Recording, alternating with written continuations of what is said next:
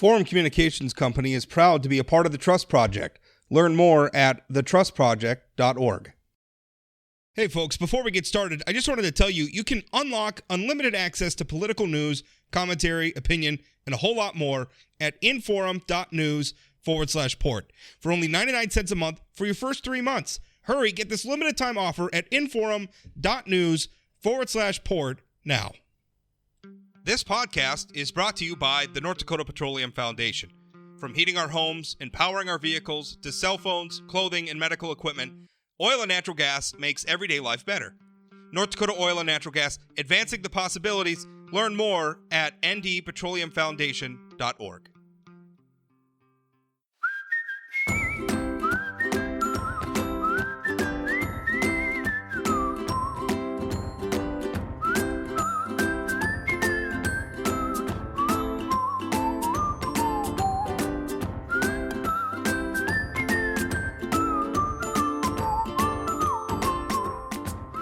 Welcome to Plain Talk this Monday, this cool, rainy Monday, which has been pretty much every Monday lately. Here to talk with me, last week on Friday, I interviewed a Democratic candidate for Secretary of State. And, of course, I've had one of the Republican candidates for Secretary of State on the race before. That's State Representative Michael Howe. And now I'm going to have another Republican candidate for Secretary of State, a gentleman by the name of Marvin Lepp. He is now Marvin corrected me because I believe I described him once before as a mechanic. That's not accurate. He works in auto service, but I'll let him talk about himself a little bit. Marvin, welcome to the program. Thanks for your time. Thanks for having me. Great to finally be able to sit down and talk with you. It's confusing when it comes to my job title. I'm a service advisor, so what my job is taking a guest's information as to what's going on with their vehicle, translating it to mechanic, and then translating it back to guests so that we can find the best solution for getting their vehicle taken care of. Or for the mechanically disinclined, you're doing the Lord's work for people like me. Yes. Because Yes. I don't speak mechanic either. Tell me why do you want to be Secretary of State? There's a lot of different reasons. First, the last 2 years have shown a glaring spotlight on what's going on in our state. And, we're in North Dakota. We've spent so long assuming that our elected officials had our best interests at heart from beginning to end. You do your due diligence. You go out and you vote in your primary. You go out and vote in your general election. And God willing, everything comes out right. And just the course of the last 2 years has been very much the opposite of that. And when we first got involved was back in 2020, when the mask mandates and stuff like that started coming forward. We got involved on a local level with school board, county commissions, city commission meetings, stuff like that. And through that journey, that's where I really started digging into our century code and seeing what exactly and how exactly that has such a heavy aspect in our lives with what was being done. And so, I've been quietly involved for the last year and a half with helping other groups, with helping with drafting for legislation, stuff like that the groups wanted to bring forward. And when it came down to it, I announced late, but it was a family decision. We're a single income house, and my wife's a stay-at-home mom with our little girl, and just moving forward with public office is something you have to do as a family. It's not a decision you make by yourself and then go to your wife later on, oh, by the way, we're doing this, because that doesn't work. But when the discussion started about running for office, we looked at school board and county and city commissions. We even looked at legislative position and running for that. I'm in District 47. But it really came down to, if I'm going to serve the state, I want to do it full time. I want it to be an every day I'm there. And I really want to serve the citizens of North Dakota. And it doesn't matter if you're a Democrat or a Republican or an independent. at the end of the day, that office almost should be viewed as nonpartisan. And I know some people are upset that I say that, but if you look at the business aspect, if I have a business owner that comes in and is applying for a license or trademarking or whatnot, it shouldn't matter what their political alignment is. I should just be there to help make sure that their process goes smooth. And that's all there is to it. Let me ask you a quick question. You mentioned, what sort of drew you in starting in 2020 were the mask mandates and things. How did you get from there to running for Secretary of State specifically? Because, obviously we all saw the debate about mask mandates and everything. The Secretary of State really doesn't have anything to do with that area of policy. It's still the executive branch, so it is enforcement of the laws. It's dealing with the legislators, with bringing the bills forwards. It's the oath of office. It's attesting to the acts of the governor, which were the mandates. But more than that, you look at the things that got closed down over the process too. Anywhere from the land auction in August of 2020 to the voter registration event in Newtown in September of 2020. They had a voter registration event set up there for the tribes, and it was to help them get registered. The remote ID thing, you mean? Yeah, the remote ID okay. thing. Because we don't have voter registration. Yeah, the voter ID thing, sorry. But it was supposed to help them get set up with either their tribal ID, regular ID, or a driver's license so that they could move forward and vote. And like the canceling of that event, that's detrimental. I mean, and the canceling of having open polls during the primary is detrimental. And when it came back around in November for closing the polls, Attorney General Stenjum said, no, we're going to have polls open. That's all there is to it. And a Secretary of State is our chief election officer. He should have been the first to come forward and say, no, we're doing this because by God, it's the law, and that's, there's been a lot. Sure. Elections are obviously a big part of the Secretary of State's job. There's been a lot of focus on election integrity in recent years, particularly with former President Donald Trump saying he actually won the election in 2020. There's even people here in North Dakota who said that our elections haven't been held fairly, or that there's been shenanigans or fraud. I know there were people out there, I think, collecting signatures for a petition. I don't know how widespread it is, but what are your feelings on that? Are North Dakota's elections been held fairly? And was the 2020 election, was that outcome the correct one? There's been too many questions. Even if you look at the executive order that 2013 that shut down our polling locations, when the governor issued it, he cited 33 of 53 counties across the state being set up for mail-in or absentee ballot, absentee mailing. But what isn't known about that is he actually got sued over it.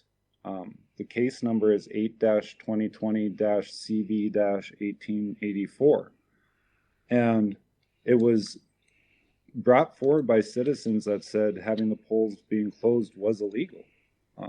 The day that court case was supposed to happen, which I believe was August 25th of 2020, that morning the governor rescinded the order with 2020-39, and when they came to court, they said that there was no longer a legal standing for the case because the order was rescinded. But then in October, we had 2020-13.1, which referenced the order that they got sued over almost to a T, and tried to shut down polls again. On top of that, you have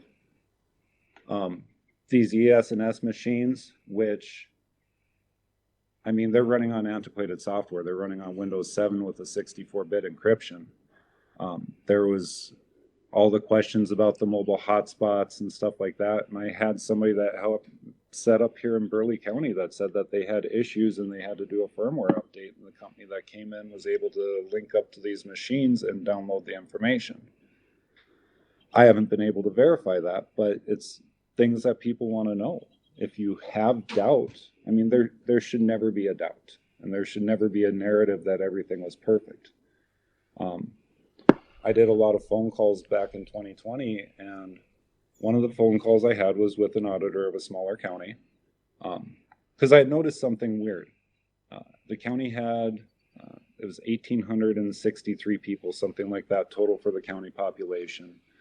According to the county, they had 1,190 eligible voters. They had a voter turnout of 1,090, which is a 91.5% voter turnout. And I called the auditor, I confirmed, and that's what she had on her book. But when I called the Secretary of State's office, they had 1,465 people listed for the same county. I have another recorded phone call recently with a county where they confirmed what their primary numbers were, which matched the Secretary of State website, but their general election, there was 385 votes difference. And that's stuff that I'm trying to figure out what to do with, because, I mean, 385 votes more recorded through the Secretary of State's website is still a problem. Do you feel, well, first of all, I think the last part of my question, do you think, did Trump win or lose in 2020? He won in North Dakota. As for the rest of that, my focus is in North Dakota, and I don't really get into who won or lost, because how do we say at this point? So you think you're not sure either way? I'm not sure. There are too many varying stories from both sides of that. And until there was full, like, undeniable proof one way or the other, I don't feel it's fair to assume either one is one. But right now, Biden is our seated president, and with all the other stuff that's out there, I mean, there's too many questions to that election period.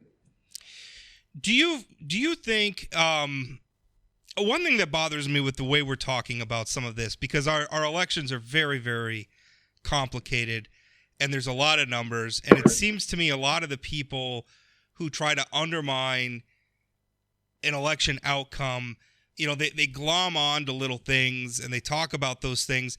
And to me, the burden of proof is on them, right? We get we have election officials, we have an election apparatus. If you want to say there's a problem with the outcome, like there's something, and understanding no election's perfect, I'll acknowledge that.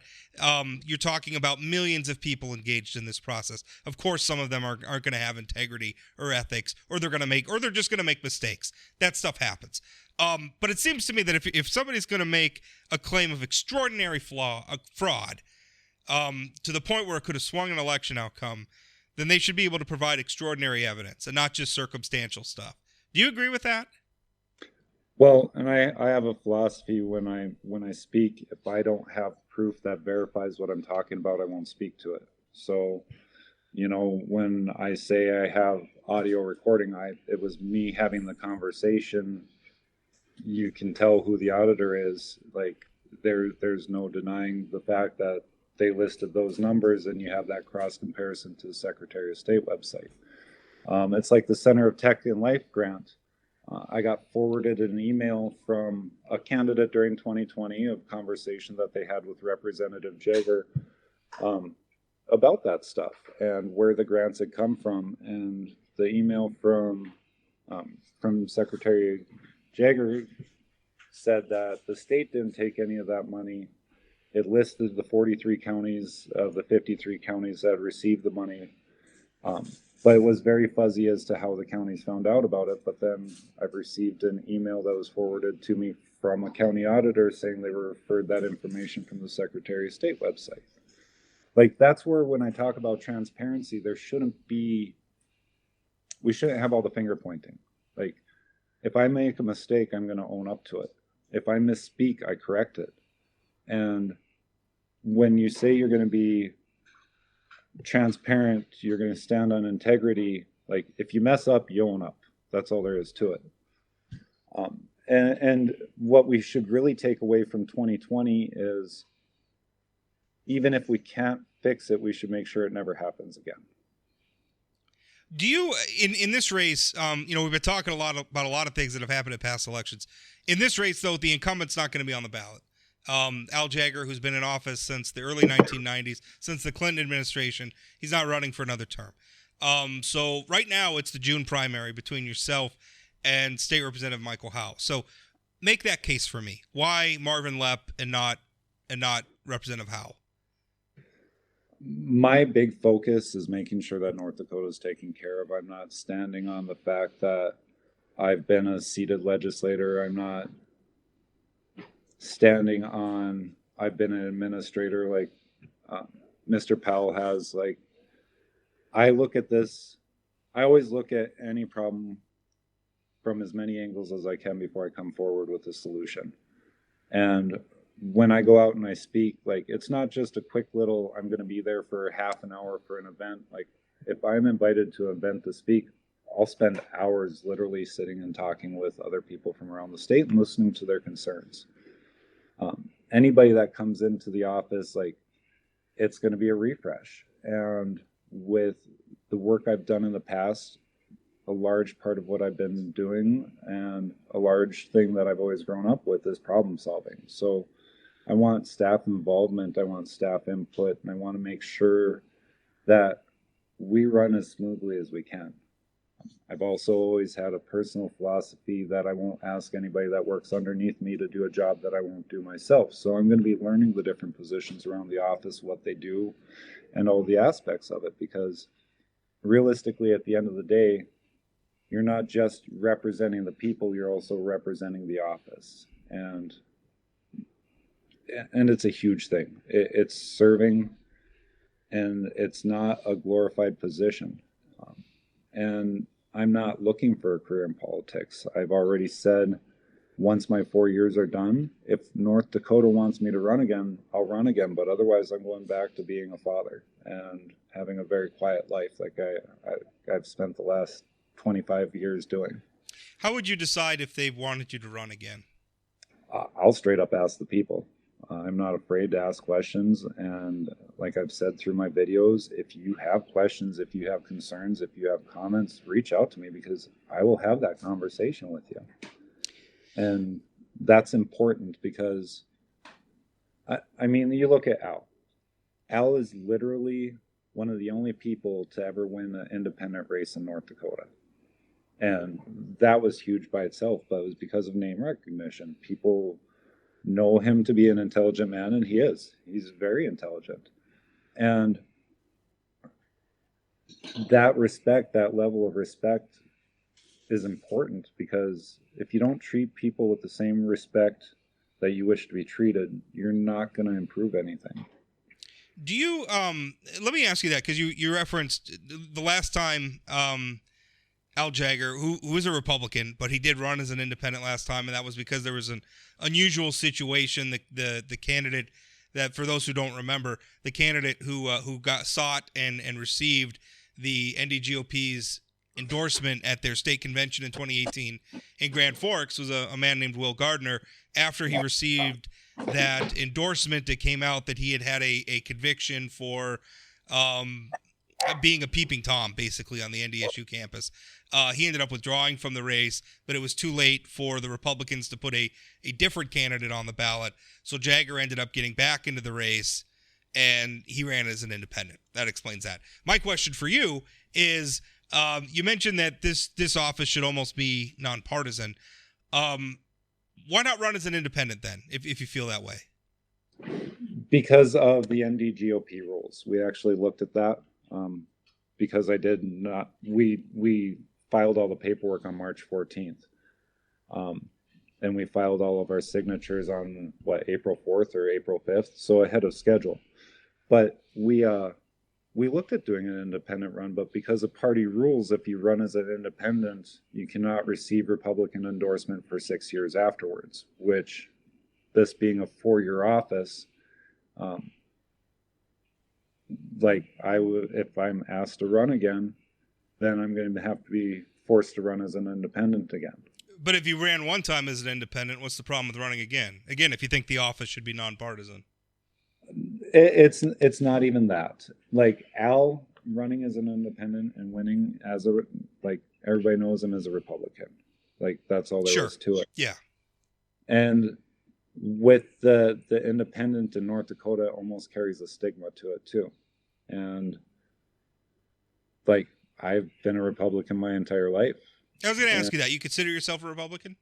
Yeah. Well, I consider myself a conservative Christian first, but the Republican platform falls more in lines with my morals. I mean, the limited government, the different aspects, the fiscal conservativeness, um, like that stuff really kind of weighs personally for me, because when you grow up farming and ranching, like you pinch every penny, you watch every cost, you look at everything with a lot more restraint, which is why I don't lose my temper very often. What do you feel like? Let me ask you this: if you get elected Secretary of State, what's your first policy initiative? Like, what's the first thing in the office you're going to? Obviously, you can't just do it. Probably do any of it in one day. But what's the first thing you start working on when you come into that office? I want to reevaluate House Bill 1253, which was 83 pages worth of election changes that passed this last legislative session. I want to see exactly what it affected, what it changed, and what we need to be aware of moving forward, and if anything that in there needs to be addressed by the legislation this next time around. I take it you didn't like that bill. Well, it's not even necessarily that. It's the legislators that I've talked to that voted yes for it have admitted to me, I've had more than one admit to me that they didn't have time to read it with everything else that was going on. And that's concerning. Like, why are we voting yes on a bill we didn't have a chance to read? Can you tell me, I mean, are there parts in it that you're concerned about, or what specifically in terms of the changes as you concerned? It's more what it can set up in the future.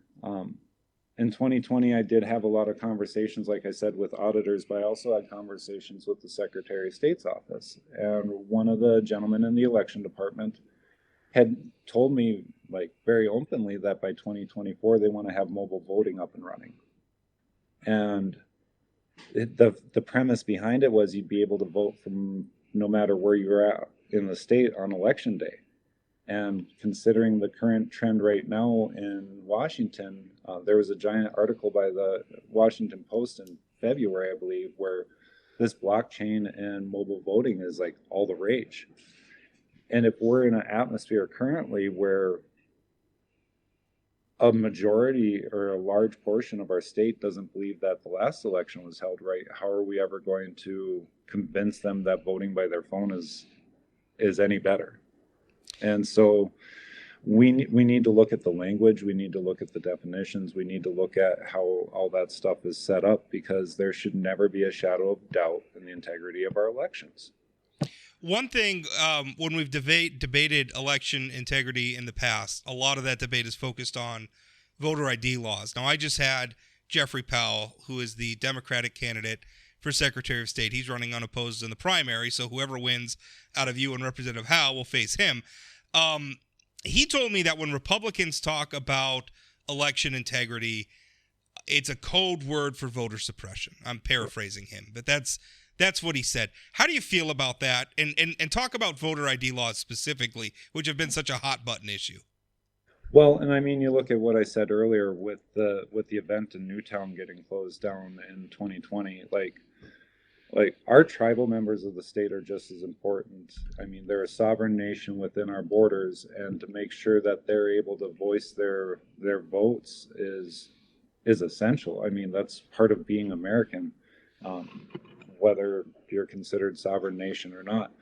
And we need to make sure that we're not running into issues, and where I have concerns on like PO box registration is I've seen FOIA requests for counties where eligible voters, according to the Secretary of State, there was one gentleman that has a PO box in one city but lives 3 counties over in another. And so because he's eligible because of that PO box, that raises concerns too. Like we need a better clarification to the process, because technically everything is coordinated between the Department of Motor Vehicle and the Secretary of State's office for eligible voters. It's based on your photo IDs, it's based on your driver license, it's based on your addresses, stuff like that. So we need to make sure that that process is streamlined. So when we get to an election, when you come to the poll, when you show them your ID or your mail that verifies your address or whatever you need, that we're not questioning your right to vote.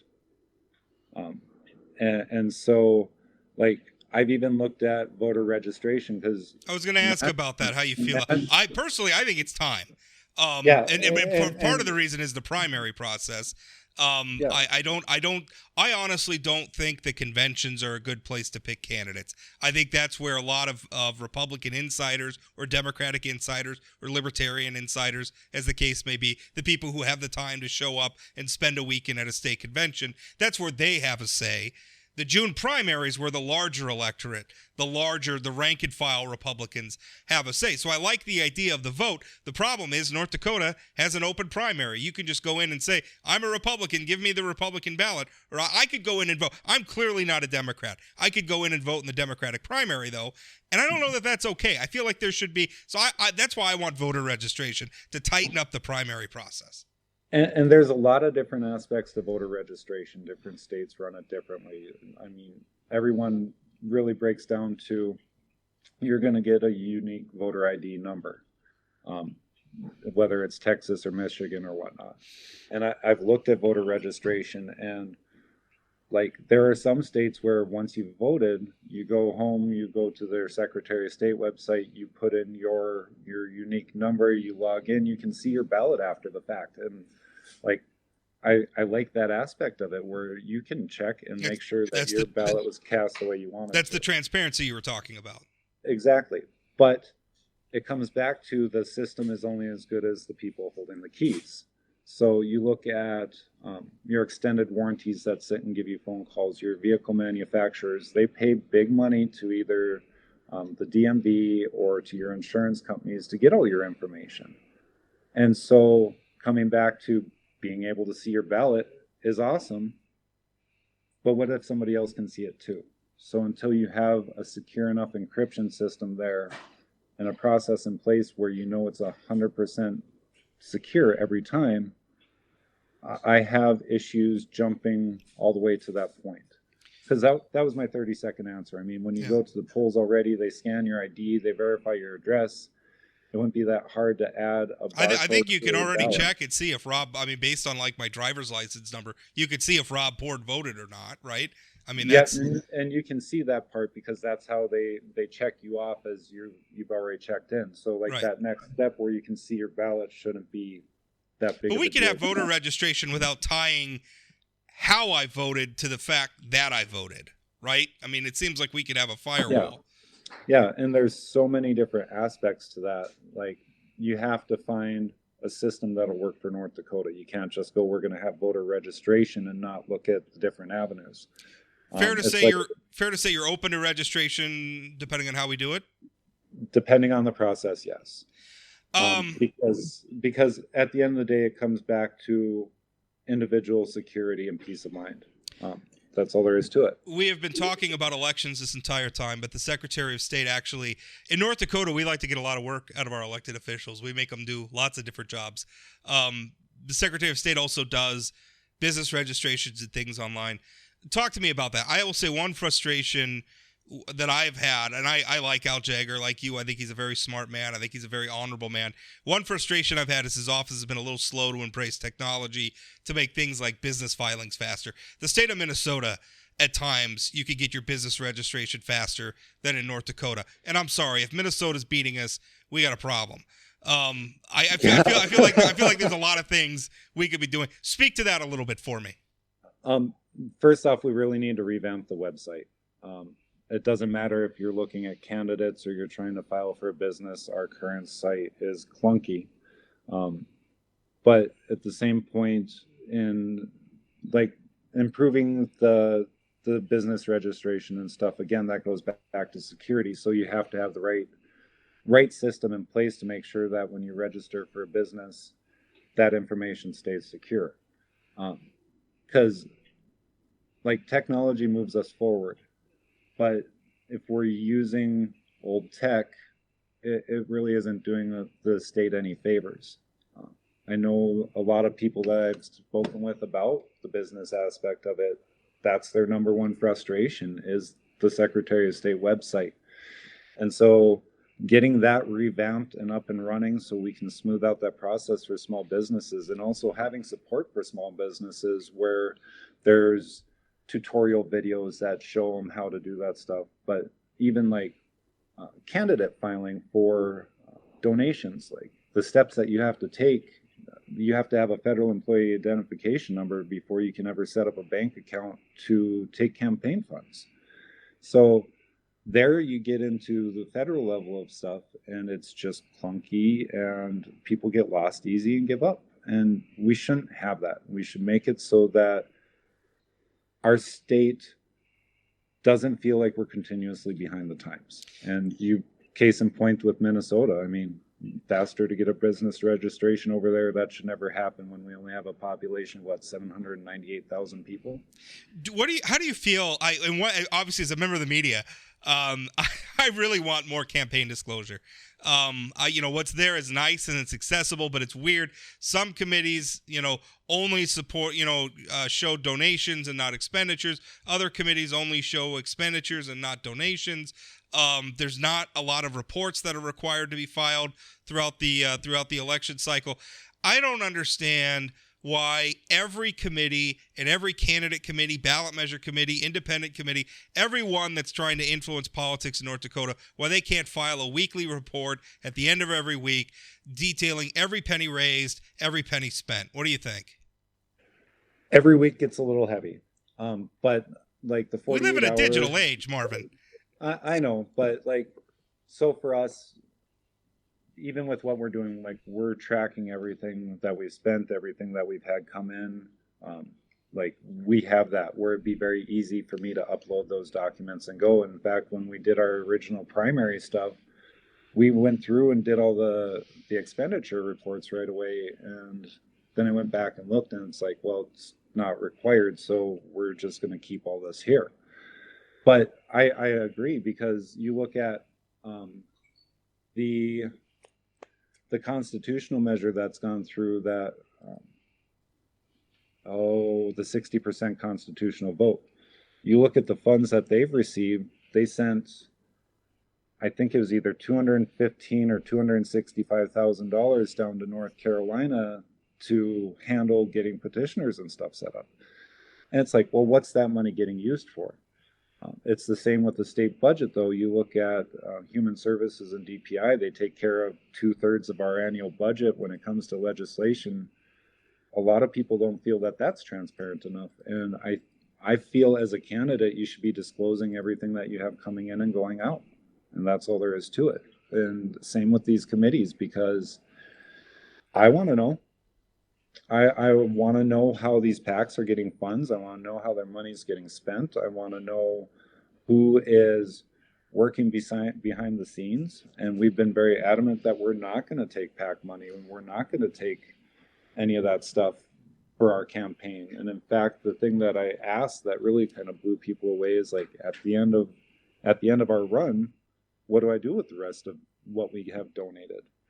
And like, we're going to find a way to make sure that that money, like, I'm not keeping a war chest, whether I win or lose. We're going to make sure it goes back to the community, or we find a legal way where it can go to a good cause. And I don't think you should be able to sit and build, well, you shouldn't have to spend millions of dollars to win an election in North Dakota, period. I mean, it's not North Dakota for sale to whoever spends the most. Like, yeah, if you're money doesn't always win. I mean, you look at that 2018 Senate race. Heidi Heitkamp outspent Kevin Kramer like 4 times over, and she's not in that Senate seat anymore. So it's not everything, but it matters a lot.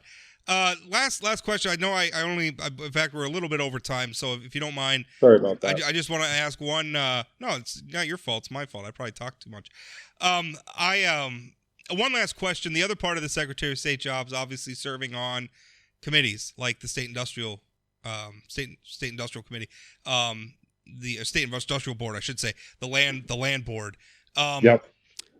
Thoughts on that, on that part of the job? Well, and there again, like the land trust board, the legacy funds, that stuff, I don't think we should be sending that money out of state. I don't think that we should be spending the funds that got set up for the future of the state And I think that if we're going to be investing them, we should be investing them locally. The money should be going back into North Dakota. It was raised by North Dakota for North Dakota, and it should go back to North Dakota. As for the other stuff, like the industrial board, I'm going to need to learn on. I am. The State Historical Society is a passion of mine. History is huge in our house, and when I did the North Dakota Newspaper Association, a lot of the smaller newspapers that were represented expressed frustration with being able to back up their archives where they are digitally preserved, because to them, if their office is destroyed, those records, that history is gone. So I think about that a lot. I mean, I work for a newspaper, and you know, where does my content? I mean, maybe that sounds a little conceited that I think about where, you know, the stuff I wrote, but I feel like I've written some important stuff that's impacted state history a little bit. Well, even look at your article. What was that, 2017 or 2018, where you were talking about the legacy funds and the investments with BlackRock, and you're concerned like that. That's important information. It was something that you were one of the first that really kind of brought that to light, and it seems like that's been swept away. Yeah, I mean, my company maintains that stuff. We maintain our archives and stuff, but a lot of these, especially the smaller papers, you know, it's a tough business out there, and having to maintain all of those archives, that's a big expense. So that's a really interesting idea that the Historical Society might have a role to play there. Well, Marvin, we're up against it. I've used up all the time you gave me and then some, so I really appreciate your time. Just to finish up, where can people follow your campaign? Where can they find out more? The website's leppfornd.com, leppfornd.com. I have Facebook, Twitter, Instagram. We have been updating all of our photos, videos, interviews to the actual website. There's a media tab where you can go see anything that I've talked about. We're trying to update that, so we're out there. Marvin, thanks for your time. Yeah, thank you.